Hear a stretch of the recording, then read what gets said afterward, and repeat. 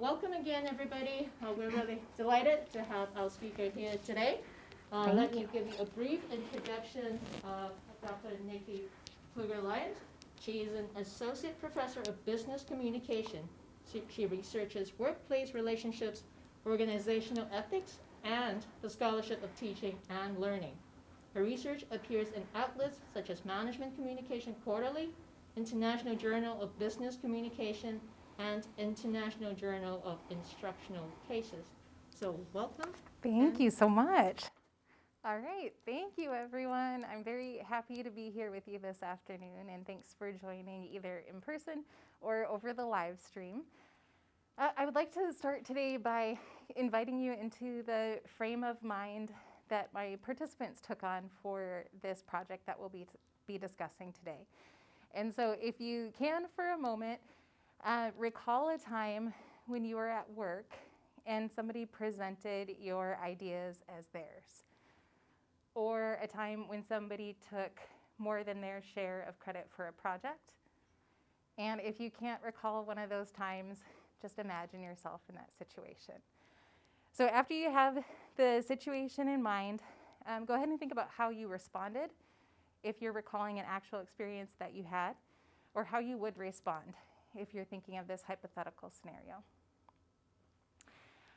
So that is what participants did in this study we'll be talking about today, Confronting Idea Stealers in the Workplace, the unfortunate moral credentialing granted to power holders.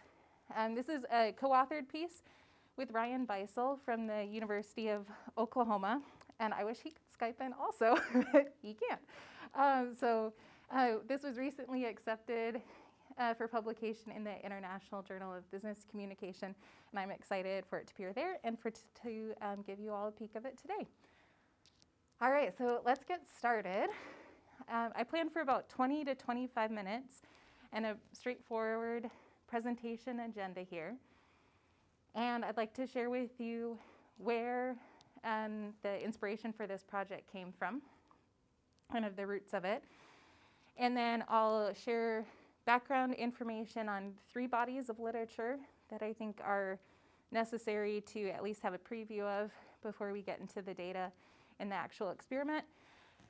The project had 4 hypotheses and 2 research questions, but for the sake of time, we're talking about 2 of the hypotheses and 1 of the research questions. I'll tell you how we answered those and then share with you those results and the relevant discussion, and then hopefully have 10 to 15 minutes at the end for connections. So if there are opportunities for us to chat in the future, question and answer about the project or any discussion. All right, you ready? Okay. I just got done teaching for 3 hours too, so I'm kind of still in that mode. All right, so where did this project come from? Way back when I was doing my dissertation, I did a dissertation in organizational communication on ethical behavior and unethical behavior in the workplace. And I did 2 experiments and I needed that prompt. So what was the unethical behavior that participants were going to be thinking about as they engaged in these experimental conditions? And so I had 30 working adults provide me with a list of unethical behaviors that they had either seen recently, witnessed, experienced, were the victim of, or that they knew of that had happened at their organizations. And the list surprised me. 1, because there were so many behaviors that people were able to readily recall. And so that showed me no organization really is immune to unethical behavior. And then there was 1 that really stood out to me, and it was idea stealing. And this one stood out because it appeared on a lot of the lists, and it was also one that people provided a little bit of context for. And it was often something like, I don't know if this is what you mean by unethical behavior, but I had this happen to a colleague in a meeting last week, and it just felt wrong. Or it might have been something like, this happened to me years ago, I've never forgotten about it. And so it's one of those that really mattered to organization members.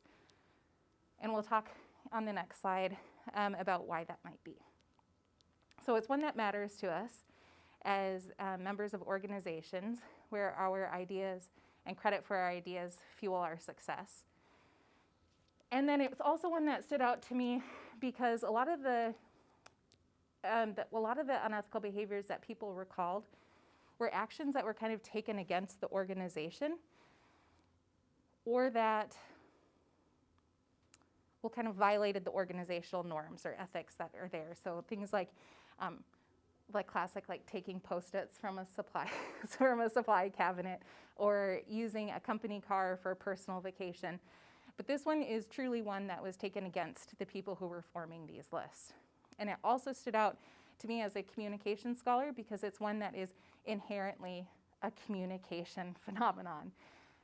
So when we think about our ideas in the workplace, and if we have idea theft, the transgressor or the unethical actor will learn about that idea through either listening or reading, and then they will in turn present the idea as their own or take more credit through speaking or through writing. And so that's where the history of this project came from. It was one of those unethical behaviors that I tucked away, and I thought, I'm going to do something with that later, and this is that something. So I have 3 pieces. I pulled rationale for this study from 3 bodies of literature. Taking credit is the first one that we'll talk about, and then also moral credentialing theory, and then lastly, confronting unethical behavior. And so to start, Graham and Cooper in 2013 had an excellent proposition paper published in the Journal of Business Ethics, and it was called Taking Credit. And so they went through and explored these phenomenon about how we can consider a worker's ideas and credit for those ideas as a worker's commodity of sorts, and they're really valuable commodities. Because we think about what our ideas do for us in the workplace. Not only can they serve to fuel our own success, our work group success, or the organization's success, they can also benefit us both intrinsically and extrinsically. So intrinsically, we can feel a great sense of pride for coming up with an idea that was acknowledged as a strong or credible idea, a sense of self-worth. If it's something that gets adopted and helps the greater good, we can feel a sense of like self-fulfillment from that. And then extrinsically, of course, our ideas and recognition for our ideas are often linked to upward professional mobility, financial gain, bonuses. And so we have a lot of benefits and a lot of value attached to our ideas in the workplace. And so this is inherently linked to credit taking, so receiving recognition for that idea or credit for that idea. And ideally, credit taking would be justified in that the credit goes to the person and matches the receiver's contribution. Graham and Cooper describe credit taking as an inherently ethical act because you have this commodity of sorts and someone will claim it. Unfortunately, we have unjustified credit taking also, and Graham and Cooper describe this as a blatantly unethical action or transgression, because in taking credit for something that was not theirs, they're, quote, denying others their due. And so the person who receives the credit, their contribution did not match the credit that was given. And so we'll focus today on unjustified credit taking. And then we looked through this phenomenon through moral licensing theory. And has anybody heard of this theory or familiar with it? Okay, it was new to me also. So I'm a communication scholar, and moral licensing theory is actually a psychology theory, or it has roots in psychology. And it's essentially a theory about excusing bad behavior. And the theory proposes that individuals are more likely to commit bad behavior or unethical acts if they have previously been good. So that's really interesting. So individuals are more likely to commit unethical acts if they have previously been good. This is something that took me a while to wrap my brain around. And so I started to think of an analogy for like if we have moral license, what that's akin to. And for me, I started to think about moral license like a driver's license. So if you have a driver's license, you've earned the right to operate a vehicle on the road. If you have moral license, it would be permission or authorization to act poorly or dubiously or unethically. And we can think about having license based on our past behaviors or by forecasting good behaviors that are to come. And so it might be saying the sort of thing, I'll do good tomorrow so I can be bad today. And this process or this phenomenon, we can either grant ourselves license or offer this license to others. So that would be called third-party licensing. And third-party licensing is the one most relevant to this project and to me as a communication scholar, because third-party licensing involves some sort of interaction or some sort of communication to take place. Licensing can be granted through two things that sound really similar, moral credits or moral credentials, or both, but we'll talk about them a little bit differently to introduce them. So for moral credits, those are described as like counterbalance tokens of sorts. And so if you could imagine two boxes and you get a token for acting good, and so you put that in that box, and then you would have a token that you can use for the acting bad box, and it's almost like a scale that evens out. Moral credentialing is similar in that we're thinking about our past good behaviors, but rather than just acting as a counterbalance token where the behavior is still bad, but it's okay because I did good, moral credentialing actually reframes the behavior perceptually so that it is seen as not as bad or not as unethical. And this can be colored by a few things, but the one that's most relevant to this study is that credentials are often offered to people of high status. And so there are a bunch of experiments that talk about status in different ways, like socioeconomic status, how people are dressed in their attire, and in organizations, we studied status from a hierarchical position. So we're focusing on unjustified credit taking and third-party licensing, specifically moral credentialing. And then one more body of literature that is relevant to this project is the line of research on confronting unethical behavior. There is a lot of research on how individuals report unethical behavior, and that's whistleblowing. And so it's the idea of reporting an unethical behavior to a neutral third party, or a seemingly neutral third party, I should say, inside or outside of the organization. And if we're talking about confronting unethical behavior, we're looking at how employees and workers actually respond when we see, witness, or a victim of an unethical action in the workplace.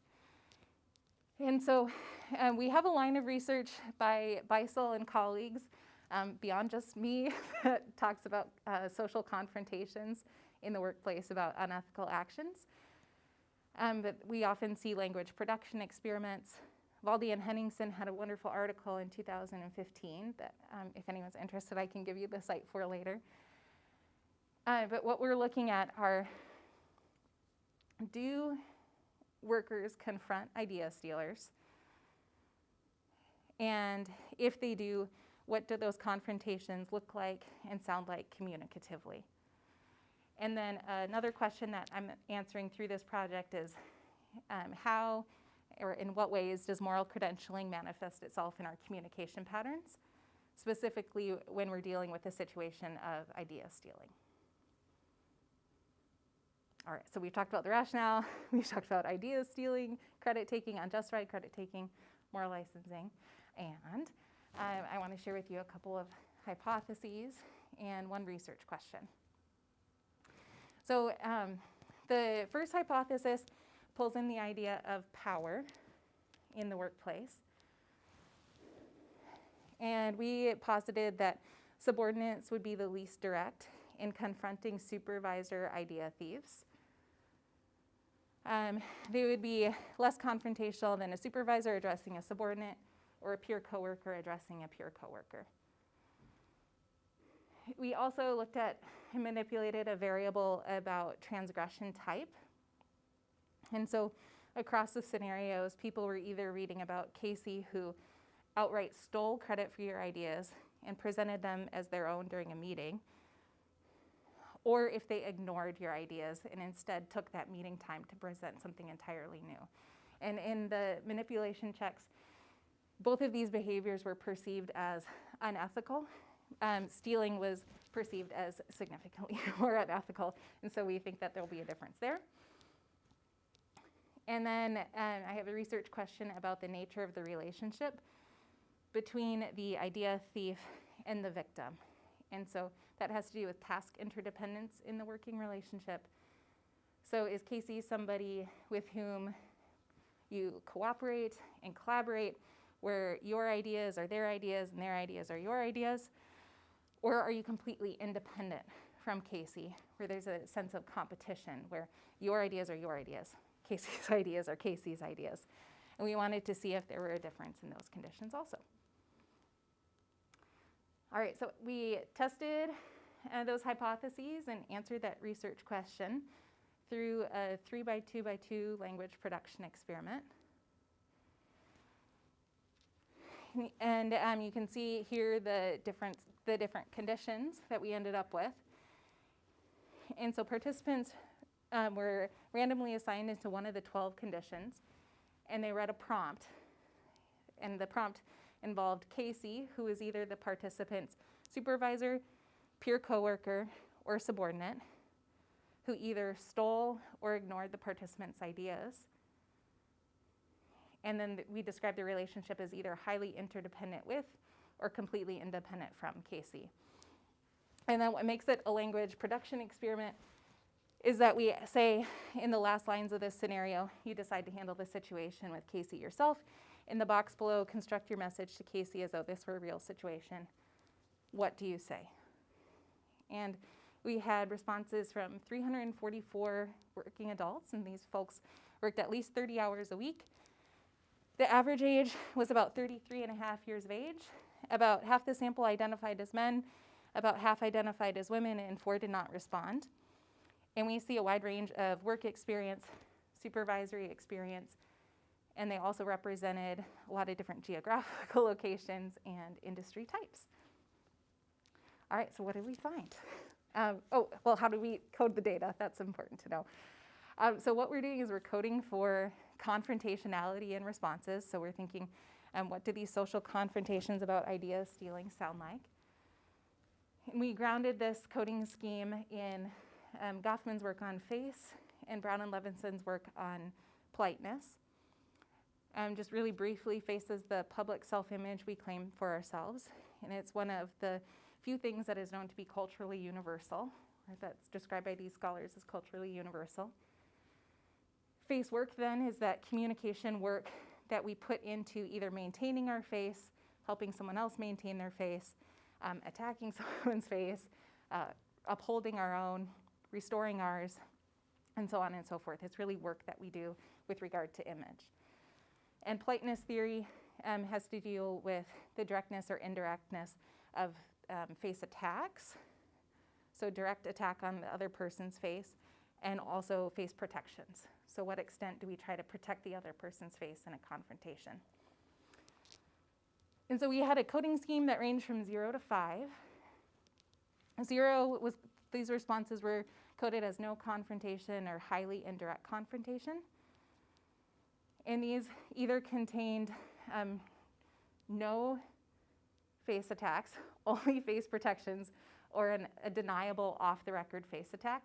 And those were things like, what just happened? And that was the extent of their response. So you can deny that you're making a face attack. Somebody is like, well, I just presented. And you could say, okay, and then walk away. So it's a deniable of face attack. Here's an example of what our coding scheme looked like in action. So this is an example of a 1, an indirect confrontation. These responses had more protections than attacks. And this is an actual participant response. And in bold are what we coded as a protection. And in italics are what we coded as an attack. And so you can see protections like appreciate, hope, together we, I'm all from hearing new ideas, and then an actual bit of politeness with please. And then attacks like bring them to me. So a command on the other person, which takes away a little bit of autonomy. Concerned, thrown by the wayside. And so this response had more protections than attacks. A 2 was balanced, so an equal number of protections and attacks. A 3 was direct confrontation, where attacks outweighed protections, but there was still at least a minor element of protection. And then the 4s were highly direct confrontation. These were often really short, really concise. We got to read a lot of profanity. In one of them, Casey was fired because of their character and what their actions showed the person about their character. All right, so for time, I'm only presenting the results of those three bits that we talked about. We did a 3-way factorial ANOVA here, and we tested confrontationality and hierarchy, the transgression type, and interdependence. And the overall model was significant, and it accounted for about 29% of the variance in confrontation, which is big for a social sciences effect size. And so then looking at them one by one, we found a significant main effect for hierarchy. And I have the actual means here also. Where supervisors were the most direct and were significantly more direct than subordinates. And those mean scores, if you're interested, the subordinates were at a 1.9 on our scale, on our coding scheme, and the supervisors confronting subordinates were at a 2.57.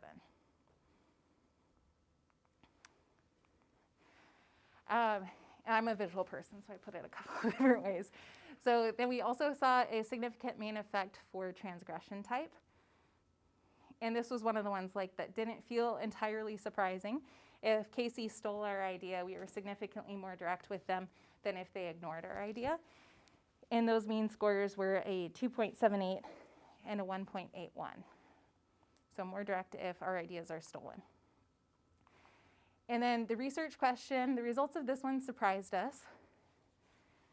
We would assume that task-independent relationships, we might be significantly more confrontational, and this one was non-significant. And I like to point out it's really, really non-significant. And so the mean difference was pretty negligible. Independent relationships were 2.292, and interdependent were 2.294. And we didn't predict an interaction effect, but we did see a 2-way interaction effect between interdependence and the transgression type. So interdependence on its own alone is not a predictor of our confrontationality and our communication patterns, but when we consider it with the transgression type, it is. So the very lowest confrontation across all 12 conditions was if we were independent from Casey and Casey ignored our ideas.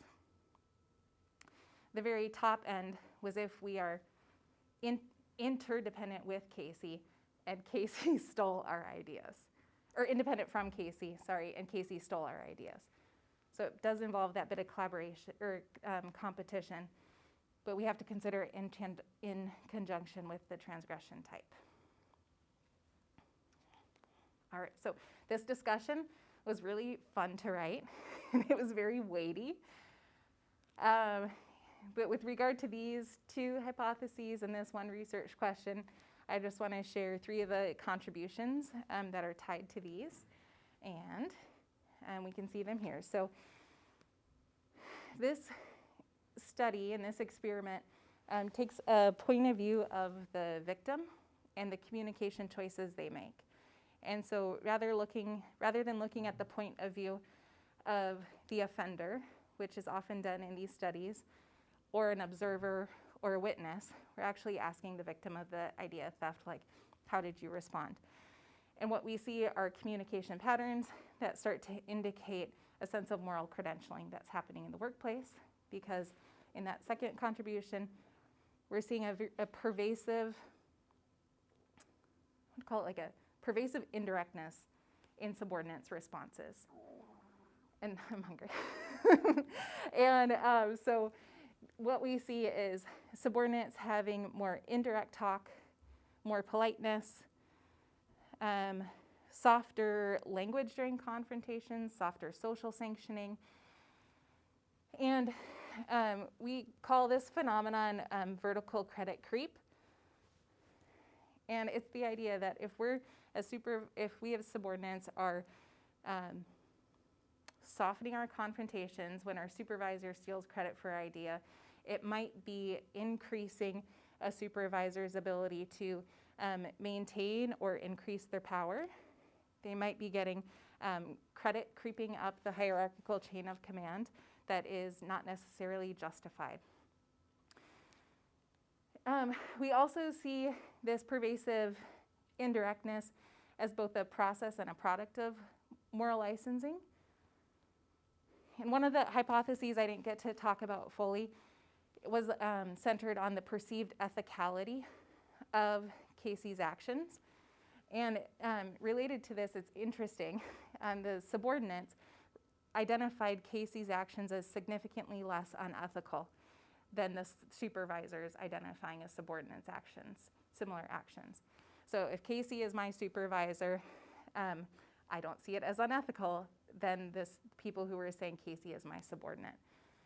And this shows us that something like moral credentialing can actually be triggered pretty easily, and third-party licensing can be triggered pretty easily with just a few shifting words in these experimental conditions.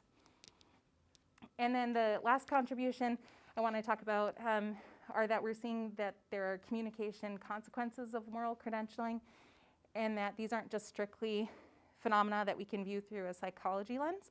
We can also see them emerging in patterns of communication behavior through this indirect, highly polite language. And what we see is when we have this moral credentialing over time, we start to see things like vertical credit creep and supervisors' ability to, quote, get away with these types of unethical actions.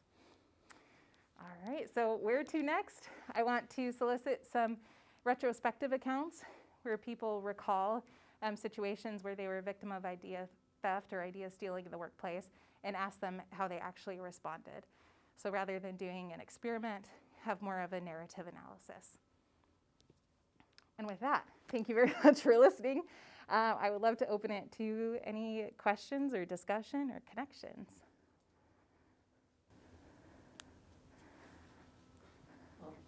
I'll ask a question. Yeah. If I remember correctly, your total scale was from 0 to 5, correct? 0 to 4. 0 to 5 4, levels, okay. sorry. Okay, that changed a little bit, because I was struck that on the main effects, the highest average was about a 2.8, which seemed that by and large communication was rather constrained and kind of polite, nice, and contained. Yeah. As opposed to, were you surprised by that? Yes. That it was actually that the scores, the average scores were that low? So the question was the scale ranging from 0 to 4, and we're seeing in this data presented that the highest was a 2.78. And on this scale that is between balanced and direct confrontation, initially it did surprise me that it wasn't like a 3.5 or a 3.6 in some of these conditions. But then I do think of like the context of workplaces and the culture that exists. And we do see elements of politeness and kind of balancing this tact and truth. That Valdi and Henningsen article I mentioned has me thinking about what is the ideal politeness to still get your point across while maintaining perhaps some of those norms that might exist. So I was surprised. If I can ask a follow-up. Yeah. You mentioned that your subjects came from a wide variety of businesses and industries. Would you hypothesize that there might be differences based on industry or business sectors? If you could. You know, I would imagine so. So I do think there would be different, the question was if there might be differences based on industries or organization types.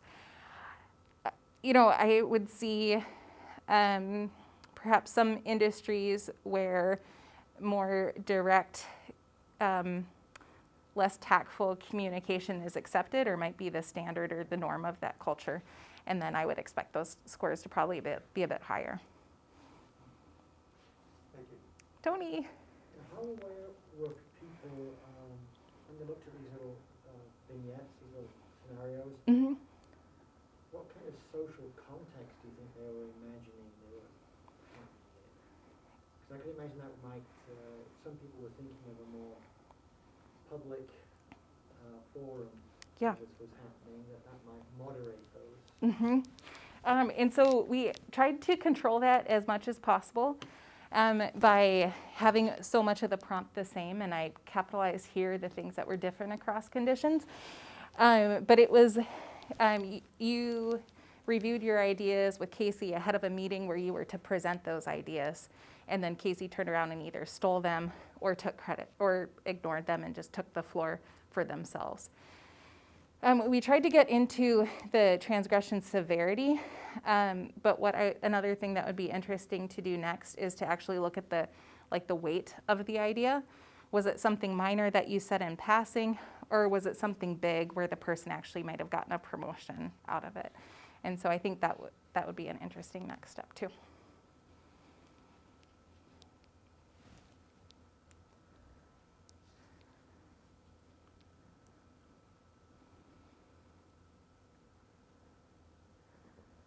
Right. I'll say, interestingly, with regard to the narrative analysis, at the end of this study, we actually asked people, if you've ever experienced this, please tell us about that time.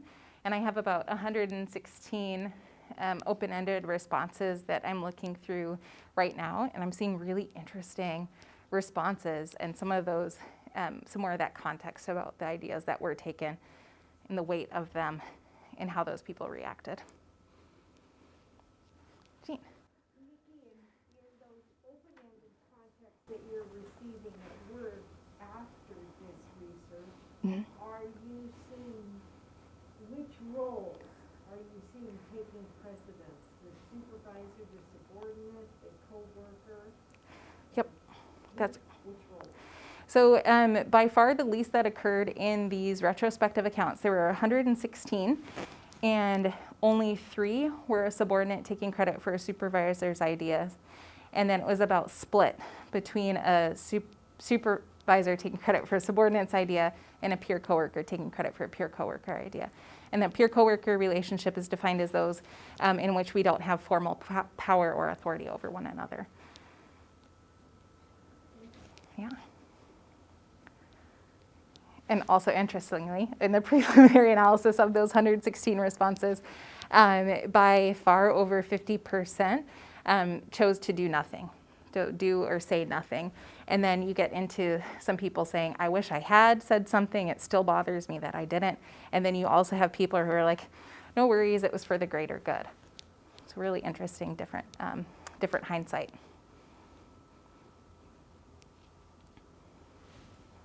Yeah.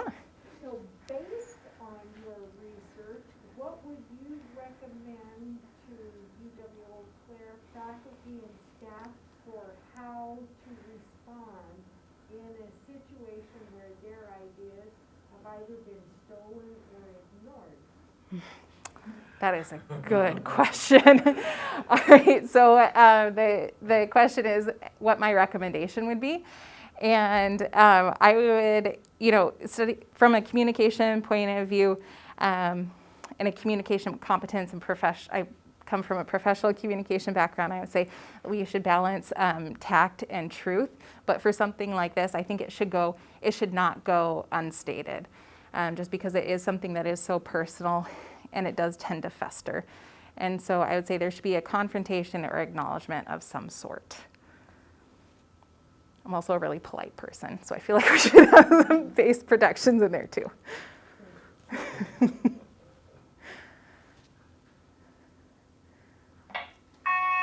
Oh, saved by the bell. Awesome. Thank you so much, Nikki. Thank you all so much.